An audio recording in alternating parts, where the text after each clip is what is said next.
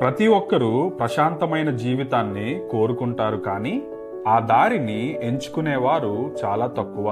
సామెతలు గ్రంథము 19వ అధ్యాయం 23వ వచనం.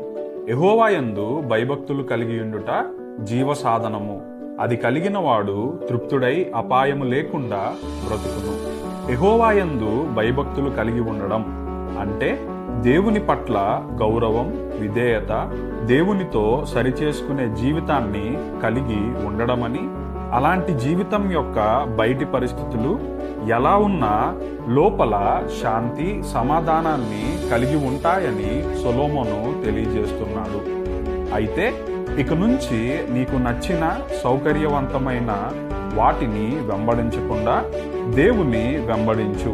ఎందుకంటే ఆయన ఎదుట భయభక్తులతో నడిచినప్పుడు నిజమైన జీవితం దొరుకుతుంది.